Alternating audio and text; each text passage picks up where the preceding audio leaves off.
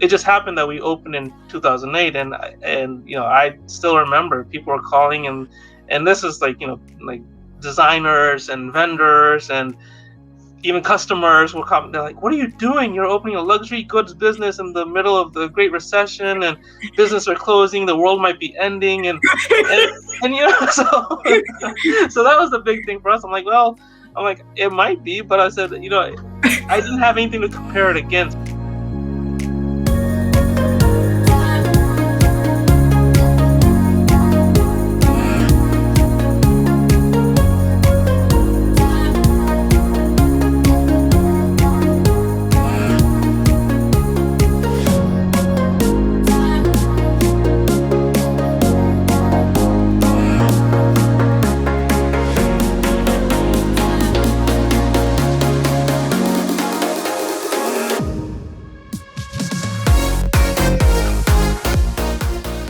What's up, Reston Digs? Well, today I have Bobby Singh, owner of Midtown Jewelers here in Reston. I'm super pumped to have Bobby on here because him and I pretty much started our journey, our entrepreneurial journey, around the same time, and I watched him grow. And Bobby, welcome. Thanks so much for being part of Reston Digs. I appreciate Rob for the opportunity to allow me to be here. This is great. This is exciting. I haven't seen you in a while, so this is the way we're going to be seeing each other today. That's right, man. It's the new norm, right? Yeah. Let's go back. Let's go back to when you guys started. Like, what year was that? I'm curious. We opened actually March of 2008. So we're approaching another anniversary here, but yeah, it's been a wild ride. It's been a long time now. So March 2008. So let's look at that. That was right in the beginning of the real estate meltdown, right? Yeah. 2008. It was a crazy time, and we're in another crazy time right now, right? Two totally crazy times. That's true. Let's fast forward this. Do you remember how you and I met, by any chance? I want to say we met at one of the chamber events. That's right. That's right. We met at a chamber event. You were just starting your business, and exactly. We were making the commitment that we were going to do more in Reston, right? And so, anyhow, man, it's exciting to have you here. What I want to be able to do is kind of tell your entrepreneurial journey, right? You started March 2008 during the real estate and financial crisis, right? Yes, sir. And here we are now in this pandemic. It looks like we're on the tail end of it, but I'm sure that this past year has been a challenging time, right, for retail. I mean, you're a retail business, right? Right. So how have you guys managed to kind of navigate this crazy time? So it's been surprisingly better than I think we had expected. Let's put it that way. Mm-hmm. We were just like everybody else. When the initial shutdown happened, we were shut down as well. We had stuff in the works for clients, but unfortunately, that shutdown occurred during what is basically our start of our bridal season, our spring season, that March, April, May, June timeframe. So that kind of definitely took a hit, and I think a lot of businesses took a hit that had to close. But we were fortunate. We came out of it. When we reopened temporarily, it was by appointment only. After that, as things got better, we kind of went to a softer schedule. Communicate with our clients a lot, telling them that we're here for them. We can meet them before hours, after hours. If they don't feel comfortable, we can do appointment only and make sure they're the only ones in the store. But surprisingly, we were very happy that when we came out of the initial shutdown, there was some pent up demand where customers wanted to get, if they're already engaged, get their wedding bands and get ready to get married. However, the new norm would be to get married. Mm-hmm. If they were not engaged, and now that they had 3 months to live with somebody that's special to them, they want to make that next step right away. They didn't want to wait. They don't want this shutdown to last and then be stuck with each other and not being able to take the next step in their life together. So we had both of those. We had a lot of couples coming in saying, I don't know when I'm going to get married. I don't know how I'm going to get married, but I want my wedding band. So when that time comes, we're ready. Then there was a second group, which was, if this is how life is going to be, I'd rather spend it with this person knowing that we're together in a union together. So that was a big thing. So we were very surprised when we came out of the initial closure that there was all this pent up demand for wedding bands, engagement rings, and people just wanting to be together. I got some goosebumps right now when you're saying that, because I think what it did was it recalibrated people's priorities, right? People were like, okay, priority, family priority, the people I love priority. Like, I know that I went out and I bought a little river house for my family because I was like, hey, family's priority. We need to spend more time together, right? In a different setting. And so that's interesting that people made they finally made those commitments. Probably people that were on the fence for some time said, hey, I'm going to make this commitment to this person that I love. Right. You are right. Yeah.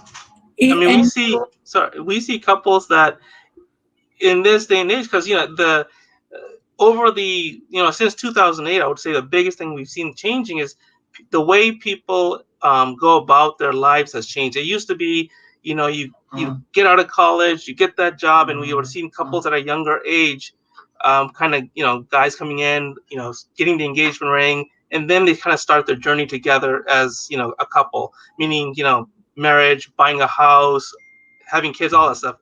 That's shifted. That's the biggest thing. And whether it's the millennium thing, whether it's just people are waiting later in life, whether it's people are getting further in their careers, more education, I think it's all part of that. But we have seen that people are in this case, couples are waiting in terms of they want their jobs kind of settled. They want to be in a better point in their careers.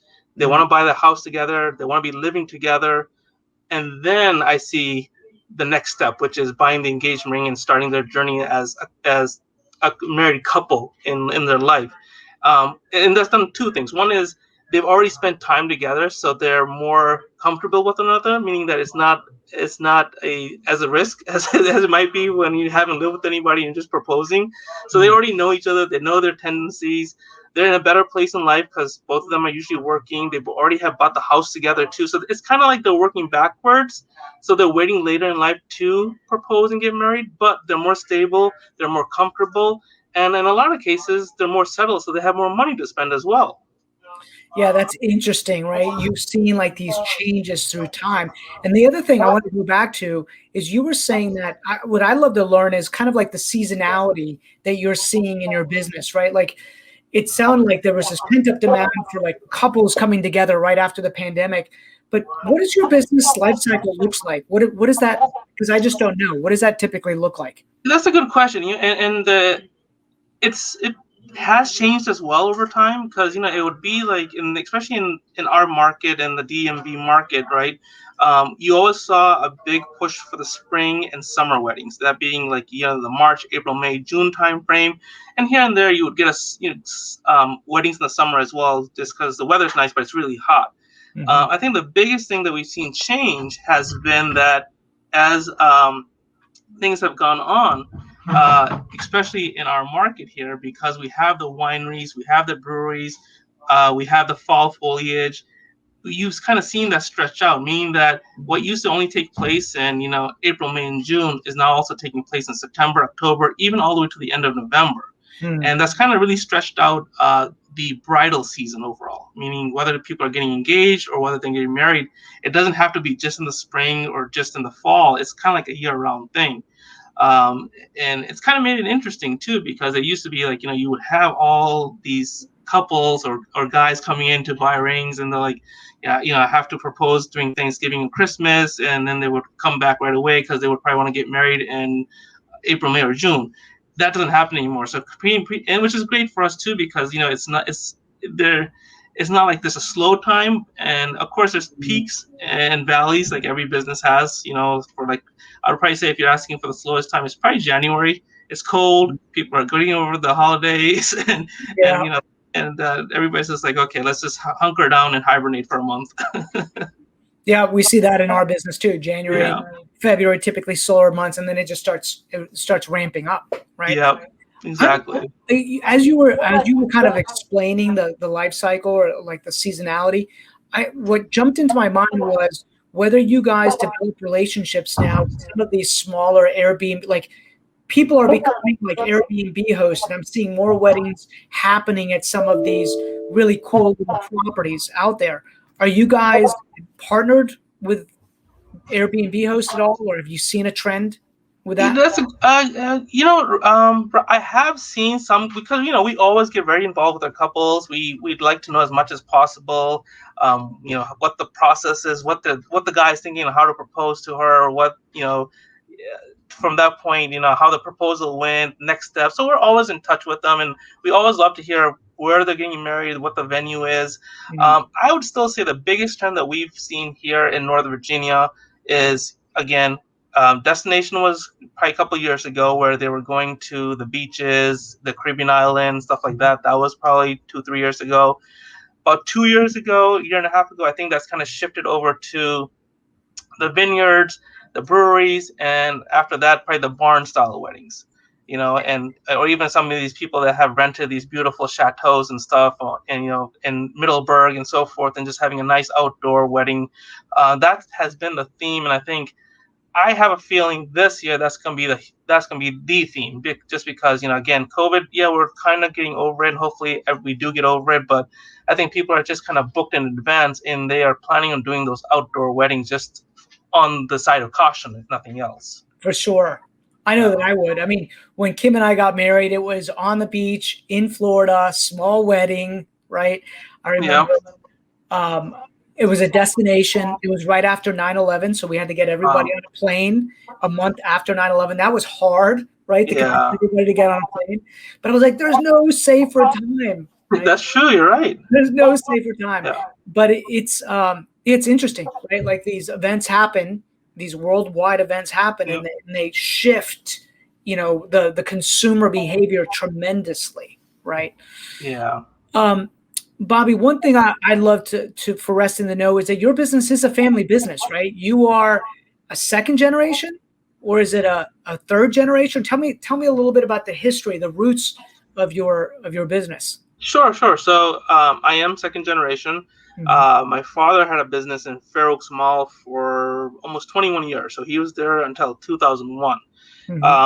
We had a slight gap because, of course, I opened this location in 2008. So between those 7 years or so, I would kind of say I was finding myself. My background is finance and accounting. I went to college. I went to Virginia Tech, so I'm a Hokie. So I did finance and accounting for a bunch of different businesses, and I was fine. It was a nice life, and I was doing well. But honestly, I woke up one day and I told my wife, I'm like, I don't know if I want to do this corporate thing anymore. And she's like, what do you mean? And I'm like, kind of go back in the family business. And she just looked at me. It was only a couple years after we got married, and she's like, well, do what you need to, just don't do this once we have kids. I'm like, okay. And and that's kind of how we started off. So it was an adventure because my dad had been out of the business, so he still had some contacts, but it was totally different because that business had really changed within those 7 years, because we went from, and I used to work with my dad when I was in high school and college. I used to run the shop for him, but we were all paper and pen. There was no POS systems, no databases, no cameras. So everything was paper and pen. You kept paper and pen receipts, paper and pen customer records. So it's totally different. So it's like, so basically the old recipe cards, right? Yeah, exactly. So basically it's like we were starting fresh. It really, even though I'm a second generation jeweler / business owner, and I've had the luxury of watching my dad do it for so long and learn a lot. When we opened this, it was totally different because it was a different way of doing things, and a great way of doing things, because it allows us to keep in touch with the customer better, know them better, know their tendency, what they're looking for, when their anniversaries are, what's their daughter and son's name, what's the dog. I mean, it just allows you to really, that whole CRM, keeping in touch with your clients and keeping them front of mind really works now. And it's a big part of not just us, but almost every business now. So I think that's a big difference between where he was and where we are now. And there was a lot to learn, honestly. Yeah, no, I imagine. I'm sorry to cut you off. I was just thinking, when you started in Midtown in Reston, What did your dad think? So he's like, "Are you crazy? You're doing it in Midtown at Reston?" So, he was okay. I don't think he was. Okay. It was actually, like you said, Rob, earlier. It was during a really unique time in our history as well, because we were kind of facing what they were calling, the Great Recession, right? And everything was kind of hitting rock bottom, and so we didn't plan it that way, because we started this project, probably a few years before that, in terms of the planning, finding the space, the build out, and all that stuff. Because we had to do all that too. So Yeah. it just happened that we opened in 2008, and I still remember people were calling, and this is like designers and vendors and even customers will come. They're like, "What are you doing? You're opening a luxury goods business in the middle of the Great Recession, and business are closing. The world might be ending." And so so that was the big thing for us. I'm like, it might be, but I said, I didn't have anything to compare it against, right? So because I guess the Yeah. 2004, 5, 6, 7 time frame was such a strong, vibrant time frame, because people were spending money left and right because they had the disposable income, and then you hit 2008, and it was just like somebody hit the off switch, right? So, Yeah. but I didn't know any better. I'm like, it's fine, it's okay. We'll make it. That's how we were. We didn't know any better. Yeah. We'll just make it. You adapt, Yeah. right? We'll try. For sure. And you've got two little twin girls. Is that right? Yes, I do. They just turned 10, Ava and Gia. Oh man, Yeah. that's crazy. So I know our daughter is, and I don't know if you were this way when you were helping your dad, like in the business in the shop. But our daughter wants nothing to do with real estate. She's like, I see how much you and mom, dad work. Like there's no way, right? I'm gonna do it. But Yeah. I'm hoping that maybe, right? Yeah, So well, it happens, because I have a younger brother too, and we're 4 years apart. But even when I was working at the shop and helping my dad out, and going after school and summers and stuff like that, when his term came, he went and got a job at Circuit City. yeah, he was like, forget it. Yeah, I'm not gonna go work. exactly. Well, that's cool, man. And so I'm just curious, have the landlords worked with you guys during this period? Or, I know that there's been a lot of transition in the Reston Town Center. It's just more just curiosity on my side. Like owning retail or having a retail space during this is, challenging for everybody. Landlord, you guys, like, have they been good? Have they been difficult? Has it been easy? I mean, it's the town center is made out of two big companies, right? So Boston Properties, which owns the majority of the town center, and then my parcel, which is the Midtown parcel, is JB Smith Properties. So I would say JB Smith is a little easier to deal with. And I can't speak on behalf of Boston Properties. I don't know what type of deal they had maybe worked out with some of their tenants, but let's put it this way. I don't think there's no free ride, right? I mean, that's probably the way I would put it. They just gave us some time to, get through the closure. Whatever type of rent and CAM and so forth we owed them, they kind of just pushed them out into this year, 2021, the end of the future. So other than that, not really. I would say it's been kind of like, you're kind of on your own. Use what you can, whether it be PPP, banking, financing, whatever you need to. Just, we're kind of on our own, but I feel like that's the way it's been ever since I came in here. Yeah, man. We've got the battle scars to prove it too. Yeah. So what season is coming up then? What should we know about? Is there a particular season that's coming up that you'd love to help us get the word out to Reston? Well, again, it's spring season. I think, I really feel this spring is going to be a lot different than any spring we've seen in the past. We kind of lost last year, unfortunately, to the pandemic, and it's still going, and it's been a battle for everybody, especially people that have lost people. And I feel that, the winter's been kind of tough too. And I think just with this warmer weather, the spring, the flowers, the birds, I just think people are going to be just jumping to get out of their house, my wife and my kids included, right? So I think That's gonna be one thing. So I think these outdoor centers, the town centers, the Fairfax Corners, the One Loudons, I think they're gonna be much busier because, again, you don't want to be going from being stuck in your house to going into a mall. And I think the outdoor arenas are gonna do really well. I agree. That being said, I think bridal season is still a big one, but we also have in May, we also have Mother's Day. We also have graduation this year, which is going to be different for people, whether they're going to have graduation in person or not at colleges, high schools. I have no idea, but I just feel like the parents, the grandparents, will probably, whether it's not jewelry, that's different, but I think they will go a little extra to give these graduates something special to memorize this remarkable journey that they've had through school, through pandemic, to graduate and go to the next phase in their lives as well. So I think the whole spring, bridal, Mother's Day, graduation will be big for just not just us, but a lot of businesses, I think. Yeah, I agree. I think what happened was when this first hit in March. I mean, I know personally in the business and in the household, we were like, "Don't spend any cash, right? Yeah. Don't spend any cash." And then as the year progressed, we felt more and more comfortable. We saw that the stock market started going up, the velocity of the houses started turning. So people that could work remotely were working remotely. Those businesses were doing well, and so I anticipate that there's going to be there's a built up demand for goods and services in the beginning of this year. And so I wish you blessings and all the rest, right, for 2020. Yeah. For sure, man. You guys are a staple in the town center. Isn't that interesting for you to say you're a staple in the town I know. center, right? That's crazy, right? Yeah, it's been a decade. It's been a decade. We've seen businesses come and go, and you guys have been a staple there. And so that's a testament to you as an entrepreneur, as a business owner. And I want to celebrate that.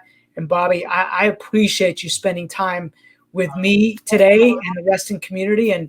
And guys, if you've never checked out, Midtown Jewelers, you have to go in. This is a family-owned business. Meet Bob, talk to them. Is it by appointment only right now, Bobby, or can people walk in? No, we're open Monday through Saturday, 10 a.m. to 5 p.m. You can go on our site, you can go on Facebook, you can message us, but basically, we are available to help customers whichever method they feel most comfortable. Whether they just want to go ahead and call and text us back and forth, we are here to help you in terms of getting you advice. If you have questions, we're here. And then whatever method somebody feels most comfortable coming into the shop, we will do our best to make them comfortable. We are very stringent about masks. I have mine right here, just kind of took it off for this, but masks, hand sanitizers, Windexing, cleaning the glass. I mean, we're pretty good about that, and we have to be, not just for the customers and employees, but we all have families at home. I have parents as well. So it's like we're in the same boat as everybody else. So we just want to make sure everybody's doing their part to be safe as well, right? Yeah. But I do appreciate this, Rob. It has been a journey. It's always great to see your face, and I would like to say we're here because of the community. We're here because of as they like to call themselves, the Restonians, right? Yeah. The old Restonians, the new Restonians, all our neighbors, our partners. It's been fortunate. I've been very blessed that we've had great friends, great colleagues, and again, a great community that has really embraced us. I see some of the same faces. I might not see them for years at a time, but then they come back, and it's always great to see them. And it's funny because you kind of see them. You kind of date yourselves, and I think you mentioned it earlier. I date myself with my girls because they just turned 10 this month, and people come in, they're like, "I remember when they were just born. Wife, you had to close the store because you had to run to Reston Hospital because your wife came early, this and that." And I said, "Yeah," and they're like, "They're 10." They're like, "They're 10." So it's been crazy. It's crazy. I know. I mean, our little girl is 18. I'm like, yeah, right. I feel like I'm still 18, Bobby. So. Anyhow. Well, you look young, so you are. I feel like I'm 50. I appreciate that, man. Hey, well, this is all about the community, and this is why we do this, and we love celebrating entrepreneurs and business owners and people that are doing good in the community. And so thanks again, Bobby. A pleasure, and I look forward to visiting soon. I look forward to walking into the shop. Kim said it was awesome to see you. So That sounds great, and hopefully we can go grab a drink without the mask soon too. that sounds great, man. You take care. All right. Talk to you Thank soon. you. Bye.